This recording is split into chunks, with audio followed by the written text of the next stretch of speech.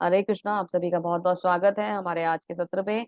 आज हम भगवत गीता का अध्याय शुरू करने जा रहे हैं, अध्याय 1, और बहुत सुंदर तरीके से समझने का प्रयास करेंगे और जानेंगे कि भगवत गीता हमारे जीवन के लिए कैसे उपयोगी है। भगवान श्री कृष्ण ने कौन से सुंदर संदेश हमें दे दिए जिससे हम इस जीवन को भगवत गीता के थ्रू चलाकर सुंदर बना सकते हैं और इस जीवन का उद्देश्य जान सकते हैं कि हम यहाँ आए क्यों है। मानव समाज में हम लोग, मतलब ये जो मानव रूप में हमें जन्म मिला है, ये क्यों मिला है और हमारे इस जीवन का उद्देश्य क्या है। बहुत ही सुंदर है भगवद गीता। मन लगा के एक बार 18 डेज तक कनेक्ट रहिएगा और इस जर्नी में आप एंड में पाएंगे कि आपको वो खजाना मिल गया है जिसके लिए आप अभी तक भटक रहे थे। चलिए आज का चैप्टर स्टार्ट करते हैं। चैप्टर स्टार्ट करने से पहले हम लोग थोड़ा जानेंगे श्रीला प्रभुपाद जी के बारे में। श्रीला प्रभुपाद कौन है स्वामी प्रभुपाद। तो जब प्रभुपाद जी का नाम आता है, जब हम इस्कॉन की बात करते हैं, तो ये जो इस्कॉन है, इसको प्रभुपाद जी के बिना इमेजिन करना तो मतलब सच में हम सोच भी नहीं सकते। प्रभुपाद जी कौन है? Bhakti Vedanta Swami Srila Prabhupada, founder Acharya of ISKCON, Krishna अंतरराष्ट्रीय अंतरराष्ट्रीय कृष्ण भावनामृत संगठन की शिक्षाओं पर आधारित है। प्रभुपाद जी हमारे फाउंडर आचार्य हैं। प्रभुपाद जी वो हैं जिन्होंने इस्कॉन की नींव रखी है। प्रभुपाद जी की शिक्षाओं पर चलता है इस्कॉन। प्रभुपाद जी हम सभी के गुरु हैं। प्रभुपाद जी हम सभी के आदर्श हैं। प्रभुपाद जी हम सभी के आचार्य हैं जिन्होंने इसको स्थापित करके दिया है, हम एक सिस्टम बना के दिया है, हम एक मैनेजमेंट बना के दिया है, जिसके थ्रू आज आप जगह जगह क्या देखते हैं, इस्कॉन के सुंदर सुंदर मंदिर हैं, वहां पे श्री विग्रह की बहुत सुंदर तरीके से पूजा होती है। आपको अलग अलग टाइम पे अलग अलग कोर्सेज लॉन्च होते हैं, क्लासेस चलाई जाती हैं और हम लोग को बहुत अच्छे से एजुकेट किया जाता है, भगवान के बारे में बताया जाता है और भक्ति कैसे करनी है ये सिखाया जाता है। भगवान की भक्ति में प्रैक्टिकल के साथ साथ जो हमें चीजें सीखनी है, मतलब एजुकेशन वाला पार्ट भी बहुत सुंदर तरीके से यहाँ चलता है। लेकिन ये किसके ऊपर बेस्ड है? ये श्रीला प्रभुपाद जी की हम पे बहुत बड़ी कृपा है, जिन्होंने बहुत ही सुंदर तरीके से अपने जीवन को, उन्होंने बिल्कुल एक तरीके से कह लीजिए कि यज्ञ के रूप में समर्पित कर दिया इस्कॉन के लिए, और हमें क्या दे दिया? उस यज्ञ का प्रसाद दे दिया।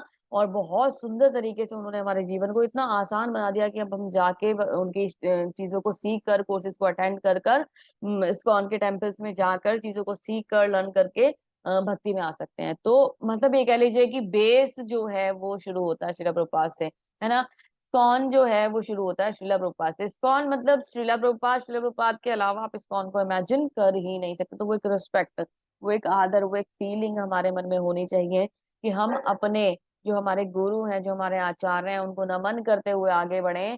जब भी हम, मतलब आपने देखा होगा ना, कोई भी जैसे आज क्लास शुरू हुई तो सबसे पहले हमारे क्लास का पैटर्न क्या रहता है? हम लोग पहले प्रणाम, पहले हम लोग माता जी कीर्तन करती हैं, फिर हम लोग सारे प्रणाम मंत्र बोलते हैं, मंगलाचरण करते हैं। मंगलाचरण करने के बाद हम लोग क्या करते हैं? अपनी क्लास को स्टार्ट करते हैं, चैप्टर्स पे आगे धीरे धीरे जाएंगे। तो पैटर्न सेम रहेगा, लेकिन ये क्यों आवश्यक है? हो सकता था ना कि मैं डायरेक्टली क्लास शुरू कर लेती। जब तक हम भगवान का नाम ना लें, भगवान का भजन ना करें, भगवान का कीर्तन ना करें, और जब हम अपने गुरु को प्रणाम ना करें, भगवान को प्रणाम ना करें, तब तक कोई भी ज्ञान अर्जित नहीं किया जा सकता। इस बात को हमेशा ध्यान रखिएगा। तो इस पैटर्न को ही हमें हमेशा फॉलो करना है और आगे बढ़ना है। चलिए नेक्स्ट चलते हैं।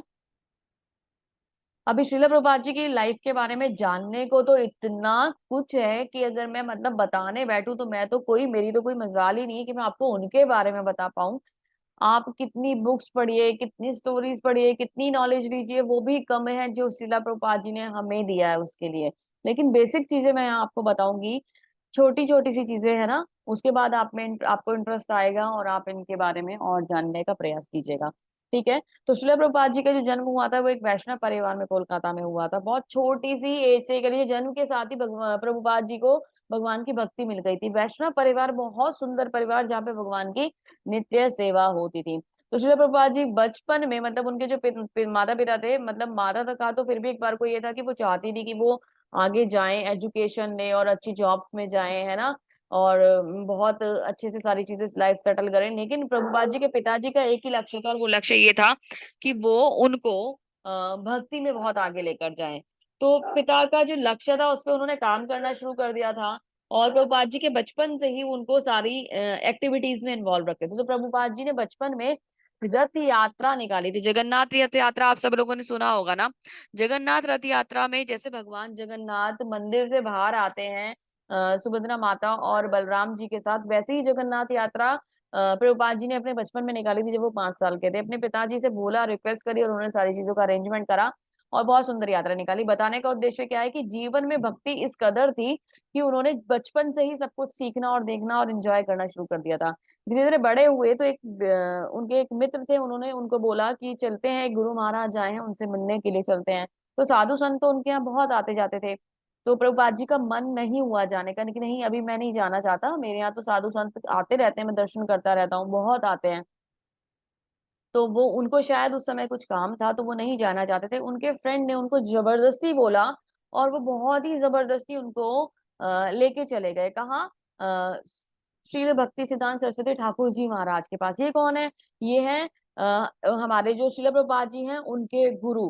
तो वो उनको लेके गए। जैसे ही प्रभुपाद जी अपने गुरु से मिले, जैसे ही उनको देखा, उनसे थोड़ी सी बातें करी, उन्होंने मन में धारण कर लिया कि ये ही अब मेरे गुरु हैं। बहुत क्लियर हो गया उनको उनका कॉन्सेप्ट कि ये मुझे सही राह दिखा सकते हैं, कृष्ण से मिला सकते हैं। तो जैसे ही मन में विचार करा और गुरु का सानिध्य प्राप्त करने का प्रयास करा, धीरे धीरे धीरे गुरु से कनेक्टिविटी बढ़ाई, तो गुरु ने आदेश दिया कि अब आपको क्या करना है। गुरु ने जब उन्हें स्वीकार कर लिया अपना शिष्य है, हालांकि गुरु ने तो पहली मीटिंग में ही बोल दिया था कि आप तो बहुत ही अच्छे एक तरीके से स्पीकर हो, आप आपका इंग्लिश कम्युनिकेशन बहुत सुंदर है और आप तो भगवान की भक्ति में बहुत सुंदर काम कर सकते हो। क्या काम कर सकते हो?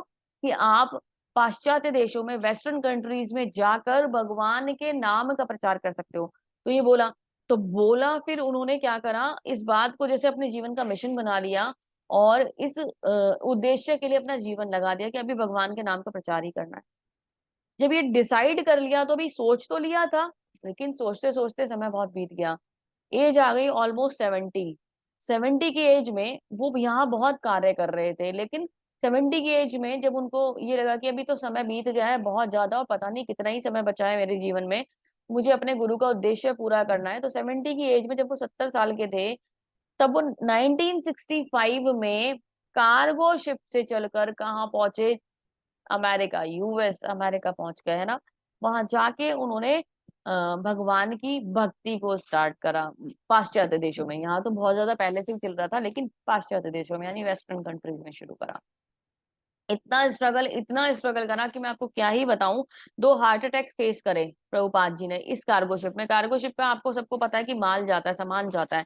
ये हमारे लिए नहीं होता कि हम कंफर्टेबली एक जर्नी यहाँ कर सकें, क्योंकि प्रभुपाद जी के पास तो पैसे नहीं होते थे ना, वो तो बहुत साधारण जीवन जीते थे। तो उतना पैसा नहीं था उनके पास कि वो फ्लाइट से जाएं और सब चीजें मैनेज करें। आप बिलीव करोगे, केवल 40 रुपीज लेके प्रभुपाद जी अमेरिका चले गए थे। अभी 40 रुपीज में चॉकलेट नहीं आएगी बच्चों के लिए अगर हम लेने जाएंगे तो, है ना। अगर वो डिमांड कर दें कुछ और नट्स वाला या कुछ चॉकलेट चाहिए, तो 100 रुपीज पॉकेट में होने चाहिए अगर बच्चों को चॉकलेट दिलाना है। प्रभुपाद जी 40 रुपए लेके यूएस चले गए। Can you imagine? नहीं कर सकते आप, है ना। और ये हम सोच ही नहीं सकते, है ना। तो कहते हैं ना कि जब हमारे मन में कुछ करने की इच्छा होती है तो ईश्वर जो होते हैं उस कार्य के लिए सारे अरेंजमेंट्स खुद करा देते हैं और हमें रास्ता दिखाते हैं। रास्ता मिलता गया, प्रभुपाद जी उस पे बढ़ते चले गए। 2 हार्ट अटैक फेस करे। जिस समय हार्ट अटैक आया था उस समय उनको ये पता नहीं था कि वो ये सुबह कल देखेंगे या नहीं देखेंगे, लेकिन भगवान ने, मतलब वो टूट तरीके से एक तरीके से गए थे अपने अंदर से। उन्हें लग रहा था कि मेरे जीवन का उद्देश्य पूरा नहीं होगा, भगवान का मिशन पूरा नहीं होगा। तो भगवान ने उनको साक्षात दर्शन दिए थे और उनको सपोर्ट किया था। प्रभुपाद जी पहुंचे तो वहां पे हिप्पीज प्रोटेस्ट कर रहे थे, और हिप्पीज का जो प्रोटेस्ट चल रहा था उससे एक तरीके से समझ लीजिए कि प्रभुपाद जी के पास ना रहने की जगह थी, न प्रभुपाद जी के पास कोई ठिकाना था। किसी भी तरीके से प्रभुपाद जी पहुंच तो गए थे, अभी अपने इसको जो मूवमेंट है उसको स्टार्ट कैसे करें, तो कुछ समझ नहीं आ रहा था, कुछ सूझ नहीं रहा था। प्रभुपाद जी ने अपना भजन कीर्तन करना शुरू कर दिया। जहाँ हिप्पीज बैठे हुए थे वहीं पे बैठकर उन्होंने अपना भजन कीर्तन करना शुरू कर दिया। धीरे धीरे धीरे धीरे ये हिप्पीज बदल गए, कन्वर्ट हो गए, प्रभुपाद जी के शिष्य बन गए। और ये स्ट्रगल बहुत बड़ा, ये एक लाइन में खत्म नहीं हो सकता। इसके लिए तो मैं आपको बहुत सारी बुक्स सजेस्ट कर सकती हूँ, आप वो पढ़िए, आपको पता चलेगा। हम जब उनमें जाते हैं ना, प्रभुपाद जी का जो स्ट्रगल होता है उसमें जब हम एक तरीके से धीरे धीरे गहराई में उतरते जाते हैं और जानते हैं कि इन महान संत ने, इन महान आचार्य ने अपना पूरा जीवन हवन कर दिया हमें देने के लिए इस्कॉन, हमें देने के लिए कृष्ण भक्ति, हमें देने के लिए ज्ञान, है ना, हमें जीवन का उद्देश्य देने के लिए। बहुत ही सुंदर है, बहुत ही सुंदर है। तो आप लोग जितना मैं थोड़ा बहुत बता रही हूँ उसे सुनिएगा और मन में ये रखिएगा कि प्रभुपाद जी के बारे में और जानना है तो जानने का प्रयास कीजिएगा। जितना प्रभुपाद जी के बारे में जानेंगे उतनी ही सुंदर भक्ति होती चली जाएगी। तो भक्ति करनी है तो प्रभुपाद जी को जानना आवश्यक है। चलिए, तो प्रभुपाद जी का, फिर प्रभुपाद जी वहां पे गए, धीरे धीरे अपना उनका ग्रुप बना, वहीं पे इस्कॉन एक्चुअली एक तरीके से एस्टेब्लिश हुआ था, स्टार्ट हुआ था। उसके बाद प्रभुपाद जी ने बहुत सारी यहीं से शुरू बुक्स करते थे, प्रभुपाद जी बुक्स बहुत सारी लिखते थे। तो भागवतम का उन्होंने वर्जन दिया हमें, है ना, और श्रीमद् भगवत गीता जो है ये दिया उन्होंने हमें। इस तरीके से बहुत सारी बुक्स निकली। तो एक मैगजीन निकलती थी, back to the godhead, जब वो निकली तो प्रभुपाद जी के जो मतलब वहां के जो उस कंट्री के जो बहुत सारे एक तरीके से कह लीजिए कि भक्त थे, वो प्रभुपाद जी के साथ कनेक्ट हुए। और बहुत सुंदर तरीके से प्रभुपाद जी ने अपनी बुक्स के माध्यम से हमें सारी भक्ति दे दी। प्रभुपाद जी पता क्या कहते हैं, बोलते हैं कि मैं यहाँ से कहीं नहीं गया हूँ, और मैं आज भी अपने बुक्स के माध्यम से आप लोगों के बीच मौजूद हूँ। तो आप चाहें तो प्रभुपाद जी को फील कर सकते हैं उनकी बुक्स के माध्यम से। तो बोलो श्रील प्रभुपाद की जय। हरे कृष्णा। श्री श्री राधा गोविंद की जय। जो आप विग्रह देख रहे हैं हमारे इस्कॉन मैंगलोर के, श्री राधा गोविंद के विग्रह हैं। भगवान श्री कृष्ण का आशीर्वाद लेते हुए आगे स्टार्ट करेंगे, क्योंकि इनकी ही कृपा से हम आपका जो ये कोर्स है इसको चला पा रहे हैं। इस्कॉन, ये जो हमारा कोर्स है इस्कॉन मैंगलुरु श्री श्री राधा गोविंद मंदिर से चल रहा है। यहाँ के जो मंदिर के अध्यक्ष हैं नामनेश्वर दास प्रभु जी हैं, जो कि एक बीटेक पर्सन है, आईटी इंजीनियर है, कानपुर से इन्होंने अपनी इंजीनियरिंग करी। और इंजीनियरिंग करते करते ये समझ लीजिए कि भगवान की भक्ति का मतलब एक तरीके से बीज ऐसा मन में जागृत हुआ कि उन्होंने सब कुछ छोड़ दिया और भगवान की भक्ति में आ गए। 30 से अधिक वर्ष हो गए प्रभु जी को, अपना जीवन उन्होंने समर्पित कर दिया भगवान की भक्ति में। और सुंदर भक्ति करते हुए इतना सुंदर मंदिर हमारे इस्कॉन बैंगलोर में बन रहा है। कभी आपको सौभाग्य मिले तो आप लोग दर्शन कीजिएगा, और दर्शन करिएगा, आपको पता चलेगा। और जान पाएंगे आप इस्कॉन मैंगलोर के बारे में, वहां के बारे में। बहुत मतलब इतनी स्ट्रगल प्रभुपाद जी की, जैसे हम स्ट्रगल की बात करते हैं, तो वैसे ही स्ट्रगल जो है वो हमारे नामनिशो दास प्रभु जी ने अपना पूरा जीवन लगा दिया इस्कॉन मैंगलोर को चलाने में। तो आप लोग प्लीज कनेक्ट रहिएगा और धीरे धीरे धीरे जान पाइएगा भगवान की भक्ति को। आप अगर जानना चाहते हैं तो जो भक्त होते हैं ना भगवान के, उनके जीवन के द्वारा ही हम उसे जान सकते हैं कि भक्ति होती कैसे है, अदरवाइज हम लोग नहीं जान पाते भक्ति कैसे होती है। तो चलिए, अपना ये इंट्रोडक्शन मैंने आपको ब्रीफ दे दिया। कुछ लोगों को शायद ऐसा लगा हो कि माता जी क्या बता रही हैं, समझ नहीं आ रहा या कुछ भी, तो कोई बात नहीं, आप धीरे धीरे समझेंगे। जब भी हम कुछ शुरू करते हैं ना, तो उससे पहले उसके आसपास सराउंडिंग, उसकी इंपॉर्टेंस क्या है, वो सब जानना बहुत जरूरी होता है। ठीक है। तो अभी भगवत गीता शुरू करेंगे, लेकिन भगवत गीता शुरू करने से पहले भगवत गीता की विशेषता को भी जानना बहुत जरूरी है। कैसे? भगवत गीता एक महाकाव्य ग्रंथ है जिसमें हमारी सभी समस्या का उत्तर है। तो भगवत गीता क्या है? भगवत गीता हमारे लिए सॉल्यूशन है, भगवत गीता हमारे लिए की है। ठीक है, कैसी की? जो हमारी हर प्रॉब्लम के को रास्ता दे देती है ना, ओपन कर देती है, हमें सॉल्यूशन दे देती है, वैसी की है। ठीक है, ये एक प्रेरणा की पुस्तक है। आप कुछ भी जीवन में परेशानी पाओगे तो आपको सोल्यूशन कहाँ मिलेगा? भगवत गीता में। ये कौन कहता है? केवल मैं नहीं कहती हूँ, ये केवल बाकी लोग नहीं कहते हैं, माता जी वगैरह नहीं कहते हम लोग, ये सब कहते हैं, है ना। सब कौन? जो बड़े बड़े पोजीशन होल्डर्स हैं वो कहते हैं। महात्मा गांधी की बात करें तो कहते हैं कि जब भी वो इसे पढ़ते थे तो नया आनंद उनको मिलता था, है ना। आइंस्टीन को तो सभी जानते हैं। जब मैं भगवत गीता पढ़ता हूँ तो महसूस करता हूँ कि भगवान ने इस ब्रह्मांड को कैसे बनाया जो इतना शानदार है। तो भगवत गीता मतलब अभी देखिए, एक साइंटिस्ट जो, जिनको तो मतलब माना जाता है ना कि उनसे ज्यादा तो नॉलेजेबल पर्सन कोई नहीं हो सकता, वो तो साइंटिस्ट है भाई। साइंटिस्ट की वैल्यू होती है ना। तो वो साइंटिस्ट क्या कह रहे हैं? ये ब्रह्मांड बहुत शानदार है, कैसे बना है मुझे पता नहीं। तो आप ये सोच के देखिए कि वो भी इस रहस्य तक नहीं पहुंच पाए हैं, वो भी ये मानते हैं कि कोई ना कोई शक्ति है जो आज भी कार्य कर रही है। गीता एक विशाल ग्रंथ है, इसको पढ़ने में बहुत समय लगता है, इतना आसान नहीं है भगवत गीता को समझना। तो अब आप बोलोगे माता जी 18 डेज में कैसे करा दोगे? फिर आप ये 18 डेज का कोर्स का मतलब क्या है? 18 डेज में हम क्या करेंगे? आपको इसका ब्रीफ इंट्रोडक्शन देंगे। ब्रीफ इंट्रोडक्शन देंगे जिसमें हम लोग समझेंगे भगवान ने अर्जुन को क्या बोला, ये भगवत गीता क्यों आई, कैसे आई, हमारे जीवन में कैसे काम कर सकती है, धीरे धीरे समझेंगे। तो ओवरव्यू आप लेंगे, ओवरव्यू लेंगे तो इसका एक तरीके से सार पता चल जाएगा। सार पता चलेगा तो हम क्या करेंगे? हम रेडी हो जाएंगे इसके डीप एनालाइज के लिए, है ना। आप इसको डीप एनालाइज कर सकते हो जब आप बेसिक इंफॉर्मेशन लेके चलोगे। जैसे कि जस्ट लाइक कि आप जब भी आपको ग्रेजुएशन करना होता है तो आपको क्या करना होता है? आपको नर्सरी में एडमिशन लेना पड़ता है ना। आप तो प्रेप्स आ गया है ना, प्ले स्कूल्स आ गए हैं, अभी तो आपको वहां भी प्री नर्सरीज में जाना होता है ना। तो वो आप जब तक हम बेसिक से नॉलेज नहीं लेंगे तब तक हम आगे नहीं जाएंगे ना, स्पेशलाइजेशंस में नहीं जा सकते। तो अभी क्या करना है? ये बेस है, this is the base. 18 days course क्या है? ये बेस है। इससे आप क्या करेंगे? भगवत गीता को समझ पाने के लिए जो समझ की आवश्यकता है डेवलप कर लेंगे। चलिए आगे चलते हैं।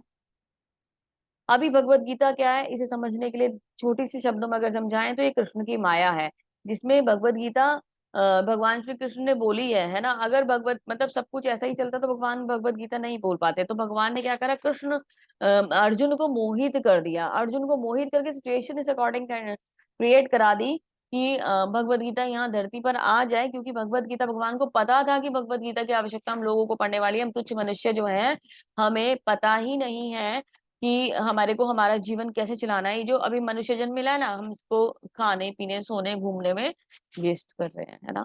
ये इतना इम्पोर्टेंट है, इतना ब्यूटीफुल, ये जो हमारी लाइफ है ना, इसको हम एक तरीके से व्यर्थ जाने दे रहे हैं। इतना सुंदर सुबह, आज सुबह आप सब लोग उठे हैं, बहुत सारे लोग ब्रह्म मुहूर्त में उठते होंगे, बहुत सारे लोग आज पहली बार उठे होंगे, है ना। तो जो सुबह सुबह उठ के वाइब्स जो होती है ना, भगवान का नाम अगर कानों में चला जाए, अगर आपको इस रस का आनंद आ जाएगा ना, आप ये रस जीवन भर नहीं छोड़ पाएंगे, और यही आपके जीवन को सफल बना देगा। ये बहुत बड़ी बात है। तो हमें क्या करना है, हमें ध्यान से सुनते हुए जाना है। 18 दिन तक आपको ये समझ लीजिए, ये इस्कॉन मैंगलुरु का हाथ पकड़ के चलना है, और उससे क्या होगा, हमें हमारे जीवन का सार मिल जाएगा।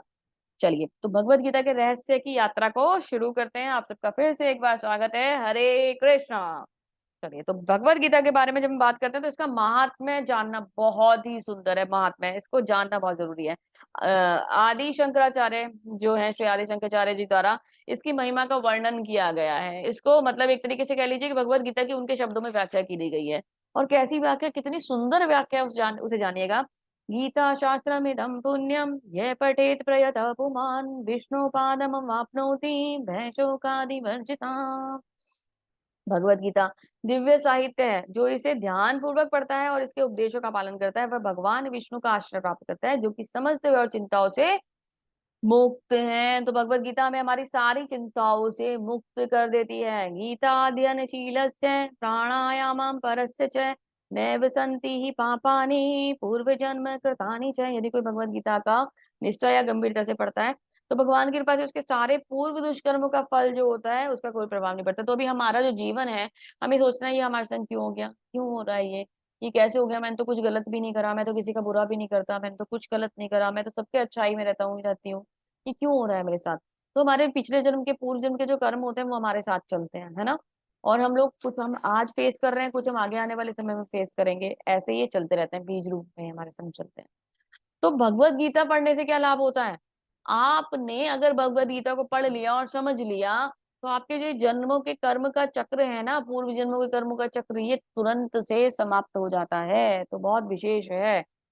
मलिने मोचनम पुंसाम जन्म स्नानम दिने दिने सकृत गीतामृत स्नानम संसार मलनाशनम। मनुष्य जल में स्नान करके नित्य अपने आप को स्वच्छ कर सकता है, लेकिन यदि कोई भगवत गीता रूपी पवित्र गंगा जल में एक बार भी स्नान कर ले, तो भौतिक जीवन की मलिनता से सदा सदा के लिए मुक्त हो जाता है। मतलब हम डेली स्नान करते हैं और अपने शरीर को बाएं रूप से स्वच्छ कर लेते हैं, नहाए साफ हो गए। मन की गंदगी का क्या, ये मन कैसे साफ होगा जिसमें इतना मैल जमा हुआ है। जन्म जन्मांतर की मतलब पता नहीं कौन कौन सी भावनाएं हमारे मन के अंदर है, और उन्होंने हमें गंदा किया हुआ है। आप ही कहते हो ना कि मतलब मैं तो बहुत अच्छे नेचर का व्यक्ति हूँ, मेरे अंदर ऐसी कोई बात नहीं है। पता नहीं पुरानी कितनी गंदगी हमारे मन के अंदर जमी हुई है। कभी भी एक भाव आ जाता है ना, ये चीज मेरी हो सकती थी, ऐसे मिल गई, काश ये मुझे मिल जाती, है ना। तो जो भाव है ना, आप तो अच्छे हो, तो फिर ये भाव क्यों आया। ये भाव इसलिए आया क्योंकि कहीं ना कहीं आपका पूर्व जन्म जो है वो इफेक्ट कर रहा है आपको। तो अगर हम गीता के अमृत में स्नान करेंगे, तो ये जो मन की गंदगी है ये भी समाप्त हो जाएगी। बहुत पवित्र है गीता, बहुत ही ज्यादा पवित्र है गीता। सुगीता कर्तव्या किमन्यो शास्त्र विस्तरे यह स्वयं पद्मनाभस्य मुख पद्मानुनी श्रुता। चूंकि भगवत गीता भगवान के श्रीमुख से निकली है, अतएव किसी अन्य वैदिक साहित्य को पढ़ने की आवश्यकता नहीं रहती। केवल भगवत गीता ही ध्यान पूर्वक तथा मनोयोग से श्रवण तथा पठन करने चाहिए। केवल भगवत गीता एक पुस्तक केवल एक पुस्तक भगवत गीता ही पर्याप्त है, क्योंकि यह समस्त वैदिक ग्रंथों का सार है। इसका प्रवचन भगवान ने किया है। तो आपने एक बार भगवत गीता पढ़ लिया, अभी जरूरत नहीं है कुछ और पढ़ने की आपको। इतने सारे पुराण है, 18 पुराण है ना। और इतने सारे मतलब बाकी उपनिषद हैं, बाकी सारी चीजें, इतने सारे ग्रंथ हैं, 4 वेद हैं, क्या क्या पढ़ेंगे हम इतने छोटे से जीवन में।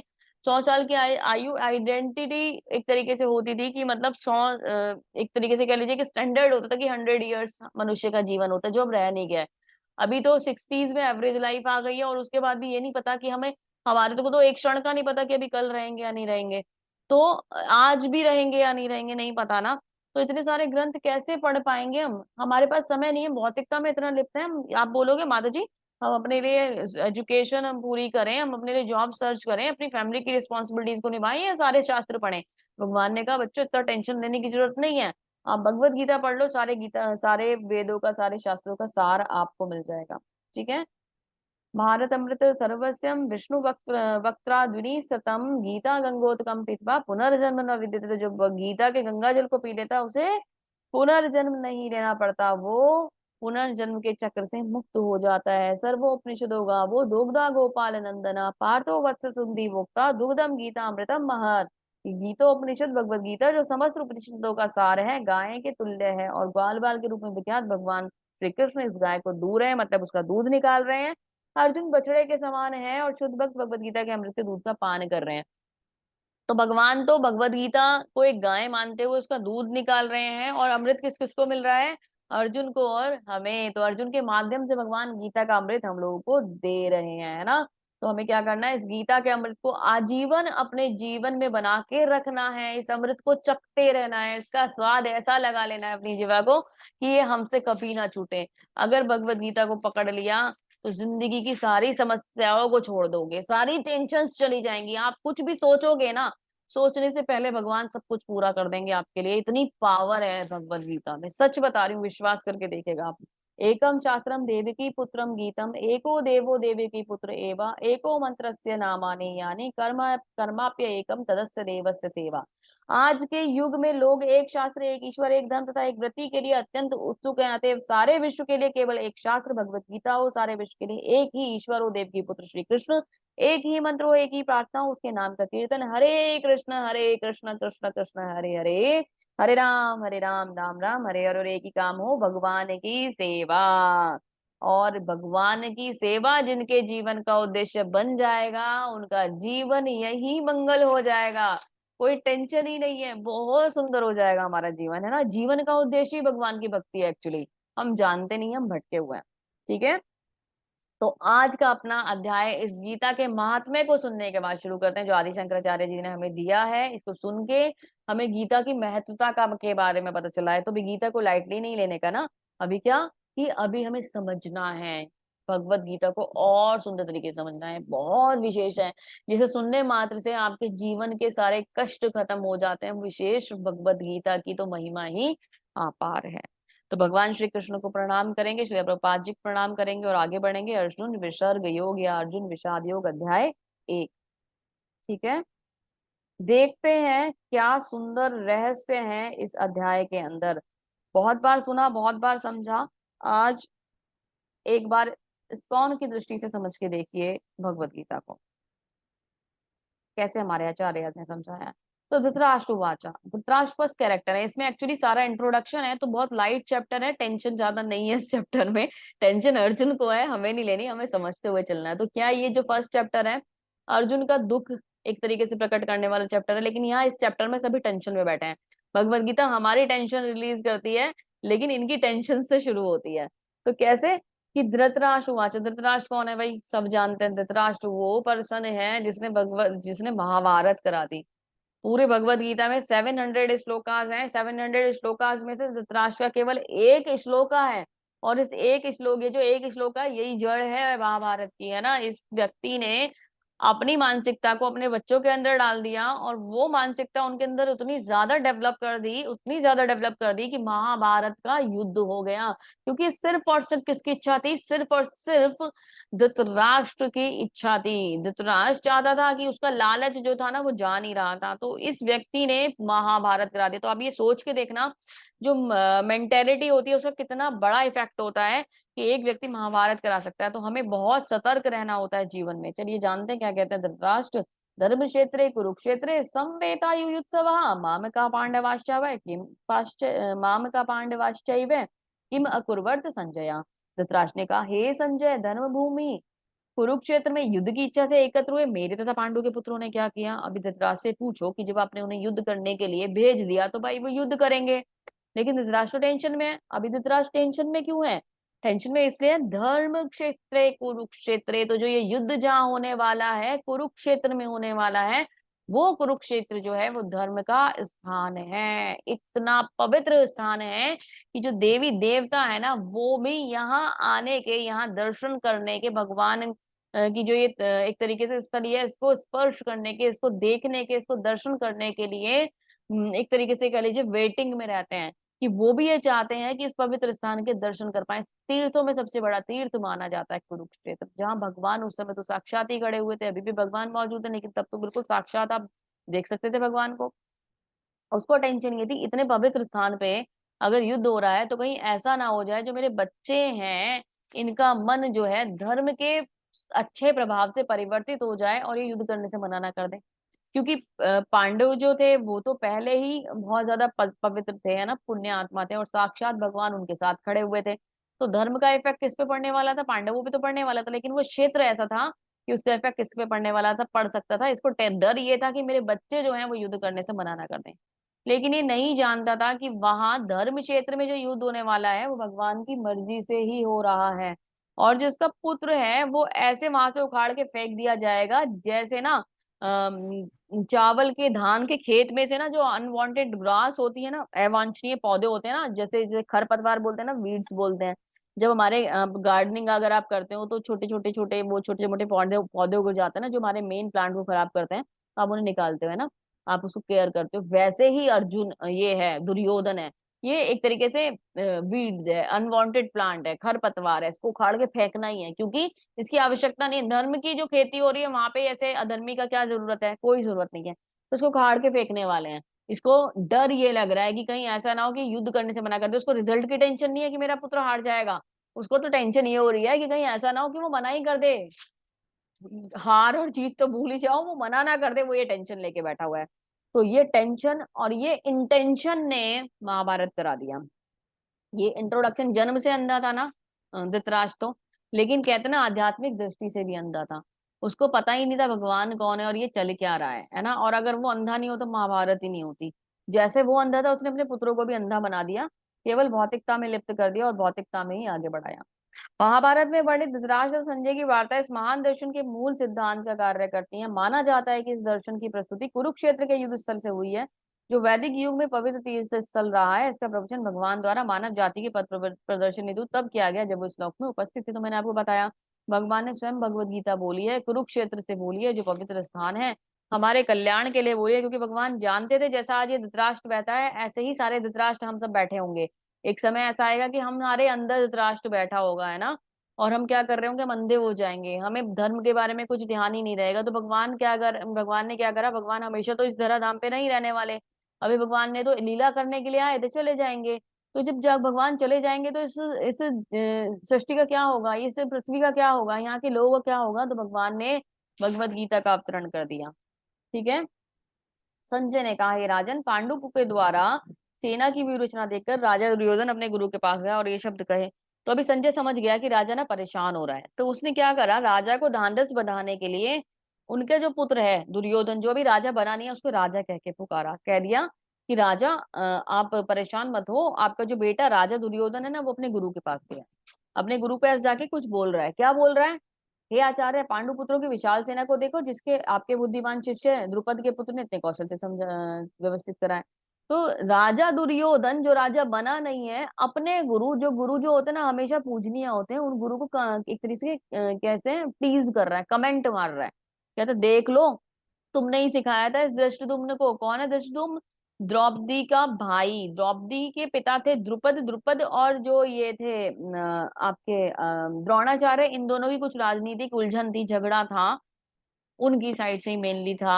तो उन्होंने क्या करा, यज्ञ करा। यज्ञ में एक पुत्र ऐसा मांगा मांगा जो द्रोणाचार्य जी का वध कर दे। तो धृष्टद्युम्न प्रकट हुआ और द्रौपदी प्रकट हुई थी, वो अनवांटेड पुत्री थी एक तरीके से द्रुपद की। तो द्रौपदी प्रकट हुई और धृष्टद्युम्न प्रकट हुआ। ठीक है। तो वो तो उसका तो जन्म ही इसलिए हुआ था कि द्रोणाचार्य को मारेगा वो, है ना, तो वो तो भगवान की जो लीला उसे तो कोई बदल ही नहीं सकता।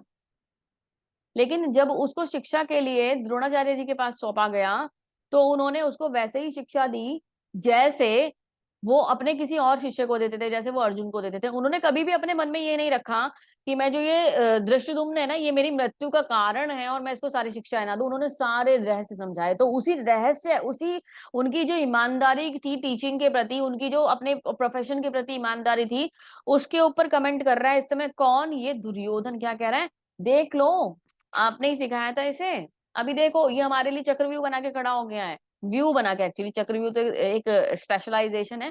व्यू बना के खड़ा हो गया। अलग अलग टाइप के होते हैं ना, तो उसमें से उसने एक अच्छा सा डिजाइन बना दिया और हमें फंसाने की कोशिश कर रहा है। दुर्योधन को ना सच बताऊं तो तमीज ही नहीं थी बात करने की, बिल्कुल भी, किसी से भी। तो टीचर से, गुरु से भी वो ऐसी ही बात करता था। तो घमंड था उसके अंदर। उसको देखो जरा, उसका फेस देखो कैसा है, उसकी आंखें निकलने को तैयार करी है ना, गुस्से से भयंकर बोलता जा रहा है और आंखें निकाल के एकदम गुरु को चिल्लाने पे तैयार है, जैसे खुद को राजा मानता था। जैसे बचपन से इसका जन्मसिद्ध अधिकार था कि सारा जो राज्य पाठ है वो इसे ही मिलेगा। इसके पिताजी ने इसको ऐसे ही बड़ा करा था। तब कुरु वंश के वैवत परम प्रतापी एवं वृद्ध पितामह ने सिंह गर्जना की सी ध्वनि करने वाले अपने शंख को उच्च स्वर में बजाया और दुर्योधन को हर्ष हुआ। तो वहां पे पितामह भी थे जो सब कुछ देख रहे थे। उन्होंने क्या करा?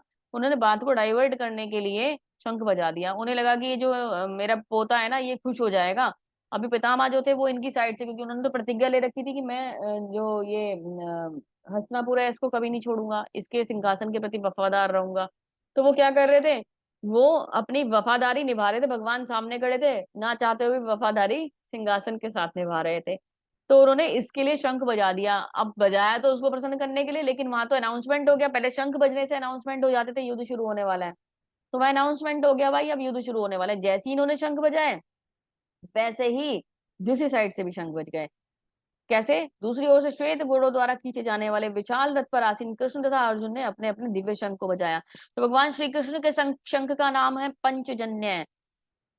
तो और उन्होंने इसके, अर्जुन के कृष्ण शंख का नाम है देवदत्त। तो इन लोगों ने अपने अपने दिव्य शंख बजाए। अभी दिव्य शंख क्यों? क्योंकि भगवान की तो चीजें ही दिव्य है ना, भगवान की तो बातें ही विशेष है। तो भगवान का शंख भी दिव्य था, दिव्य शंख बजा दिए।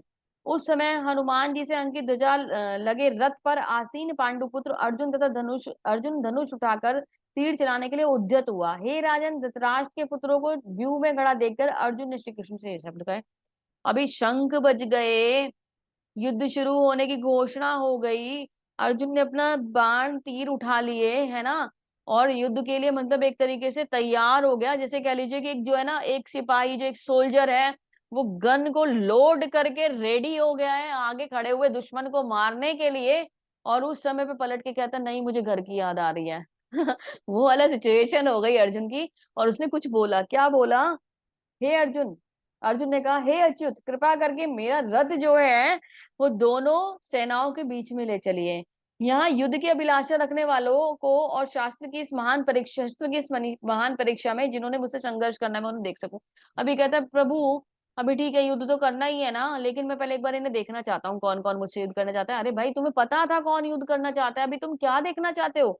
दोनों सेनाओं के बीच में युद्ध करने के लिए मतलब बोल दिया कि मेरे रथ को लेके जाओ, मैं अपनी पार्टी भी देखूंगा और सामने वाली पार्टी भी देखूंगा, वहां कौन कौन खड़ा है। अरे ठीक है, सब तुम्हारे मित्र हैं, संबंधी है, सबको ही पता है ना, अपने परिवार में ही, फैमिली में ही युद्ध चल रहा है।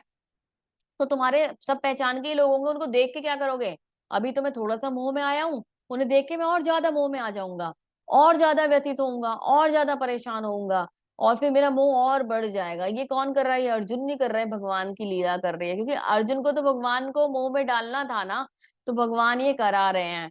और भगवान को बोलता है अच्युत। अच्युत का मीनिंग होता है जो अपने पद से कभी नहीं गिरता। भगवान क्योंकि आज अर्जुन के सारथी बने हुए हैं। और ये जो सारथी है, क्योंकि भगवान तो भगवान है, अभी सारथी सारथी बनने पे भगवान अर्जुन को, अर्जुन जो है भगवान को ऑर्डर दे रहा है, भगवान मेरा रथ वहां लेके चलो। तो भगवान को ऑर्डर क्यों दे रहा है? क्योंकि भगवान जो है ना, भक्त वत्सल है, अपने भक्तों के लिए कुछ भी करने को तैयार हो जाते हैं। प्रतिज्ञा ले ली कि मैं शस्त्र नहीं उठाऊंगा, लेकिन सारथी बन के उनके साथ खड़े रहना मंजूर कर लिया। तो अर्जुन का रथ चला रहे हैं। कहते हैं ना, जिनका रथ की जो धुरी है वो भगवान के हाथ में होती है ना, वो कभी हारते नहीं है। तो हमें भी क्या करना है? अर्जुन की तरह ना, अपने जो रथ का जीवन रथ है, इसकी दूरी को भी भगवान के हाथ में सौंप देना है। और ये कहना है, भगवान हमारा रथ भी संभाल लो, हमसे नहीं चल पा रहा। जैसे ही हम ये समर्पण कर देंगे ना, आप ये देखना, बहुत सुंदर तरीके से भगवान हमारी जो लाइफ है ना, इसको इतनी सुंदर तरीके से चलाएंगे। छोटे छोटे कॉम्पिटिशंस, छोटी छोटी प्रॉब्लम्स, आपकी जॉब्स, आपका करियर, आपकी फैमिली, कोई मैटर ही नहीं रखेगा। इतने सुंदर तरीके से भगवान इस रथ को चला के लेके जाएंगे। अभी आप लोग यूथ में, मतलब ये वाला जो एज है, ऐसा होता है कि डिस्ट्रैक्शंस बहुत ज्यादा होते हैं, समझ नहीं आता इधर जाऊं उधर जाऊं, क्या करूं, मेरी लाइफ का गोल क्या है, एम क्या है। आप इस पॉइंट पे चलते रहते हो और भटकते रहते हो। लेकिन जैसे ही ये जो चीजें है ना, भगवान के संग आप बिल्कुल एक तरीके से भगवान को समर्पित कर दोगे ना, और उनके बताए हुए मार्ग पर चलना शुरू कर दोगे, सब कुछ इतना क्रिस्टल क्लियर हो जाएगा, आपको लगेगा इससे सुंदर तो कभी था ही नहीं, ये तो आज ही समझ में आया है मुझे, ये तो कितना ही सुंदर जीवन भगवान ने मेरा बना के दे दिया। तो एक बार ही कहते हैं ना, पूरा समर्पण करके देखना चाहिए। अर्जुन ने वहां दोनों पक्षों की सेनाओं के मध्य में अपने चाचा ताऊ पितामह गुरु सबको, भाई पुत्रों पुत्रों को सबको देख लिया, शुभ चिंतकों को देख लिया। और जितनी कम उसको मतलब ये था ना कि मोह उसका कम था और ज्यादा बढ़ गया। दृष्टमेवं स्वजन कृष्ण युयुत्सम समुपस्थितम सीदंती मम गत्राणि मुखम च परिशुष्यति। अर्जुन ने कहा, हे कृष्ण, इस प्रकार युद्ध की इच्छा रखने वाले मित्रों तथा संबंधियों को अपने समक्ष उपस्थित देखकर मेरे शरीर का अंग कांप रहे हैं और मेरा मुंह सूख रहा है। अभी कह रहा है, डर लग रहा है भगवान, ये सारे मेरे अपने ही तो हैं, इनके ऊपर कैसे तीर चलाऊंगा प्रभु, ये सब मेरे अपने हैं, ये मर जाएंगे, मुझे डर लग रहा है, प्लीज प्रभु मुझे कोई रास्ता दिखाइए ना। ऐसा मतलब गिड़गिड़ा रहा है उनके सामने, मैं कैसे चलाऊंगा, कैसे लड़ूंगा भाई युद्ध में पहुंचकर। मैं वैसे ही बता रही हूँ ना कि सोल्जर ने गन लोड कर लिया, अब कह रहा है नहीं ये मेरा फ्रेंड है सामने जो खड़ा हुआ है, कैसे गोली चलाऊंगा, अरे आतंकवादी है, गोली मारनी पड़ेगी तुम्हें। वो कह रहा नहीं, मैं कैसे गोली चलाऊंगा। तो हे कृष्ण, इस युद्ध में अपने ही स्वजनों का वध करने से ना तो मुझे कोई अच्छाई दिखती है और ना ही मुझे किसी प्रकार की विजय राजस्व की इच्छा लगती है, तो अभी उसे कोई फायदा नहीं दिखाई दे रहा। अर्जुन कह रहा है, क्या ही लाभ मिलेगा ना मुझे इनको मार के, अभी मुझे इन्हें नहीं मारना है, कुछ नहीं करना मुझे। हे गोविंद, हमें राज्य सुख तथा इस जीवन से क्या लाभ, क्योंकि जिनके लिए हम ये सब चीजें करते हैं वो सब तो यहीं मर जाएंगे, युद्ध भूमि में खड़े हुए हैं। कह रहे, हे मधुसूदन, जब गुरुजन पितृजन पुत्रगण पितामह मामा ससुर पौत्रगण साले सभी अपने प्राण देने के लिए तत्पर हैं, तो उनके समक्ष खड़े हैं, फिर भी इन सबको मार के मुझे क्या लाभ मिलेगा, है ना। वो क्यों ना मुझे मार डाले, मैं वो मरने के लिए तैयार हो गया। कह रहा है, हे जीवों के पालक, इन सबों को लड़ने के लिए मैं तैयार नहीं हूँ, भले ही बदले में मुझे तीनों लोग क्यों ना मिल जाए, पृथ्वी की तो बात ही छोड़ दो, इनको मारकर मुझे कोई प्रसन्नता नहीं मिलेगी। तो उसने एक तरीके से सरेंडर कर दिया, है ना। कह रहा नहीं मारना मुझे इन्हें, आप मुझे 3 लोग दे दो, मैं उसके बाद भी इन्हें नहीं मारूंगा।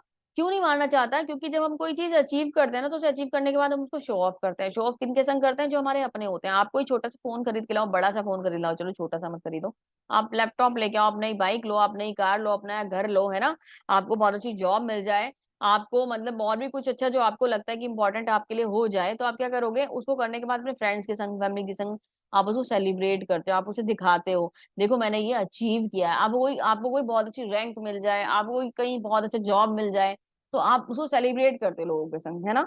और ये बताते हो कि देखो ये मेरे को मैंने ये अचीव किया है, मुझे ये मिला है, मैंने उसको सेलिब्रेशन का एक तरीका होता है। अर्जुन के मन में बात आ रही है कि भाई जब अपने ही सब मर जाएंगे तो ये सेलिब्रेशन किसके संग होगा, है ना। अपने लोग तो रहेंगे ही नहीं। तो अकेला बैठ के, मतलब आपके मन में थी एक बहुत अच्छी कार लेने की इच्छा, लग्जूरियस कार की इच्छा, उस कार को लेने के लिए आप ना क्या कहते हैं, यहाँ से चले गए बाहर कहीं किसी कंट्री में, वहां जाके आपने बहुत अर्न करा, वो कार ले ली, घर परिवार से पीछे छूट गया, है ना, आप दोबारा यहाँ इस जगह आ ही नहीं पाए। आप इतने व्यस्त हो गए अपने जीवन में कि आपने जो अपनी लग्जूरियस लाइफ चलाई, उसके चक्कर में आपने अपना पूरा परिवार से डिस्कनेक्ट हो गए। जो एक बार गए तो दोबारा पैर ही नहीं रख पाए अपने घर में। तो आप ये सोच के देखो कि आप उसे एंजॉय कर पाओगे क्या, मन में एक हमेशा चीज रहेगी कि मेरा घर तो वहां है, मेरे परिवार तो वहां है, मेरे स्वजन तो वहां है, मैं इसे क्या अकेला एंजॉय करूं, तो मन में ना वो एक चिंता हमेशा रह जाती है। तो ऐसा ही अर्जुन की फीलिंग हो रही है कि मेरे जो जब अपने चले जाएंगे तो इस अचीवमेंट का करूंगा क्या, 3 लोग दे दोगे ना मुझे, तभी मुझे अचीवमेंट नहीं चाहिए प्रभु, मुझे नहीं करना, कुल का नाश हो जाएगा। कहता है मेरे कुल जो है ना, अगर मैंने लड़ा, युद्ध हुआ तो कुल खत्म हो जाएगा, कुल से हमारी जो संतानें हैं वो भी बेकार हो जाएंगी, क्योंकि मुखिया जो है, बड़े बड़े जो लोग हैं वो मर जाएंगे, तो बच्चों को अच्छे अच्छे गुण कौन सिखाएगा। तो कहते हैं कि हम वो मर जाएंगे तो बच्चे बेकार हो जाएंगे, है ना, तो हमारे कुल का नाश हो जाएगा। हे कृष्ण, जब कुल में अधम प्रमुख हो जाते हैं तो स्त्रियां भी दूषित हो जाती हैं, तो जब कुल में कोई प्रमुख मुखिया बचेंगे नहीं, जेंट्स नहीं बचेंगे, केवल बच्चे रह जाएंगे, बच्चे तो स्त्रियों का रक्षण नहीं कर पाएंगे, तो स्त्रियां भी दूषित हो जाएंगी, दूसरे लोग उनके ऊपर गलत नजर रखेंगे, गलत उनके ऊपर अत्याचार करेंगे, उनको मिस यूज करेंगे, तो वो भी बेकार हो जाएंगी, तो मेरे तो बिल्कुल कुल का कुल नाश हो जाएगा, हमारे तो परिवार ही खत्म हो जाएगा। तो ये कह रहे हैं अवांछित संतानें, जब स्त्रियां दूषित हो जाएंगी तो उनसे अवांछित संतानें उत्पन्न होंगी, और अवांछित संतानें होंगी तो वो तो हमारे धर्म को नहीं जान पाएंगी, चीजों को नहीं जान पाएंगी, सिस्टम को नहीं जान पाएंगी, उन्हें सिखाने वाला कोई नहीं बचेगा, गलत तरीके से चीजें होनी शुरू हो जाएंगी। तो मेरे जो कुल के पितृ हैं, जो पुरखे हैं, वो भी बेकार हो जाएंगे। ये कुल तो खत्म होगा, जो दूसरे लोक में बैठे हुए हमारे पुरखे हैं उनको भी तृप्ति नहीं मिल पाएगी, उनको भी कोई पिंडदान नहीं कर पाएगा। तो ये तो सब कुछ बेकार हो जाएगा, यहाँ के लोगों का जीवन बेकार हो जाएगा, चले गए लोगों का भी जीवन बेकार हो जाएगा। एव मुक्त वार्जुन सांख्य रथोपस्थ उपविशत विसर्जय संशरम चापम शोक संग्रह शोक सविग्रमम मानसा। संजय ने कहा, युद्ध भूमि में इस प्रकार कहकर अर्जुन ने अपना धनुष तथा बाण एक और रख दिया और शोक संतप्त चित्त से रथ के आसन पर बैठ गया। अभी सारे टेंशन्स बता दी, सारी बातें बता दी, सब कुछ बता दिया। बताने के बाद अपना धनुष रख दिया, धनुष रख के सारे टेंशन्स को रिवील करके भगवान को बोल के, भगवान ये प्रॉब्लम है, और एक जगह बैठ गया। टेंशन में सर पकड़ लिया और कह दिया, हरे कृष्ण, हमसे ना हो पाएगा। बोल दिया, प्रभु मैं ऐसा नहीं कर सकता, मैं युद्ध नहीं कर सकता। चैप्टर का नाम था अर्जुन विषाद योग, अर्जुन का विलाप, अर्जुन का दुख, अर्जुन के कारण, अर्जुन की परेशानी। और अर्जुन की परेशानी कैसे सामने आई कि उसने अपना रथ जो ये धनुष जो था वो अपने रथ पे रखा और सर पकड़कर बैठ गया, और एक तरीके से उसने एक तरीके से हाथ खड़े कर दिए कि अब मैं कुछ नहीं कर सकता। तो इसी के साथ हमारा प्रथम जो अध्याय था ये समाप्त हुआ। इसमें हमने जाना इंट्रोडक्शन अलग अलग कैरेक्टर्स का, हमने जाना अलग अलग मेंटेलिटी को, हमने जाना कि ये लोग क्या क्या कह रहे हैं, दुर्योधन क्या कह रहा है, धृतराष्ट्र क्या कह रहा है, अर्जुन क्या बोल रहे हैं, ये सब हमने सुना समझा। संजय किस तरीके से उन लोगों को गाइड कर रहे हैं या फिर नरेट कर रहे हैं, चीजों को बता रहे हैं। संजय को एक तरीके से दिव्य दृष्टि मिली हुई थी, वो वहीं बैठकर सारी चीजों को महल से बैठकर ही बता सकते थे। तो ये कैरेक्टर्स का इंट्रोडक्शन इस चैप्टर में आज हो गया है। अभी कल के चैप्टर में एक सुपर एंट्री होने वाली है, और किन की एंट्री है वो, भगवान श्री कृष्ण की है ना। हमारे मतलब एक तरीके से कह लीजिए इस जो भगवत गीता है इसको बनाने वाले, इसको लाने वाले, और जिनका उद्देश्य इस भगवत गीता को पृथ्वी पर लाना है, वो जो हमारे एक तरीके से महानायक जो है हमारे भगवान श्री कृष्ण, वो यहाँ आने वाले हैं कल। तो आप लोग प्लीज कल का जो अध्याय है उसे मिस मत कीजिएगा, सभी लोग बने रहिएगा क्लास में। और अर्जुन और इन सब की परेशानियों को भगवान कैसे डील करते हैं, भगवान कैसे इन लोगों को कनेक्ट करते हैं, भगवान कैसे आगे अपनी लीलाएं बना करते हैं और हम लोगों को समझाते हैं, और हमारे लिए कौन कौन से इंपॉर्टेंट मैसेज भगवान देने वाले हैं, इन बातों को सुनना और समझना चाहते हैं तो कल का चैप्टर बिल्कुल भी मिस मत कीजिएगा, कनेक्टिविटी बना के रखिएगा। आप सभी का बहुत बहुत धन्यवाद। हरे कृष्णा, श्री प्रभुपाद की जय।